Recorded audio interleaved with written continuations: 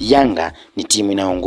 inayoongoza kwa propaganda. Ni maneno ya Ibrahim Ambokile almaarufu kama Chuma cha Mjerumani, ambapo siku za nyuma alishawahi kunena kwamba Yanga ni timu ambayo inaongozwa kwa propaganda, yani timu nzima inaongozwa kwa propaganda, kwamba vitu ambavyo vinaendeshwa sio vya uhalisia, ila ndio maana vitu vingi vinakuwa viko sawa. Kwa mjibu wa Chuma cha Mjerumani, andai kwamba timu hiyo inaongozwa kwa propaganda, kwa kuwa ukiangalia hata vitu vyao ambavyo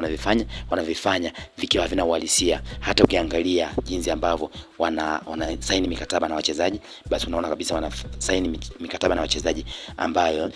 haina uhalisia, kwa kuwa imekuwa mara nyingi ikiwa inadaiwa madeni makubwa zaidi, hivyo kukawa hakuna uhalisia kama ilivyo timu nyingine ambazo zinaongozwa kiweledi, kwa kuwa wengi wanaamini kwamba kufanya hivyo basi kunaokoa kwa muda mfupi. Aliweza kufunguka Ibrahim Ambokile ambaye ni mchambuzi wa soka hapa Tanzania, huku na sekeseke la kuhusiana na kuahirishwa kwa dabi ambayo itakiwa ifanyike Machi 8. Basi wengi wameweza kufunguka kwa kudai kwamba Yanga pengine viongozi wao hawako sawa, kwa kuwa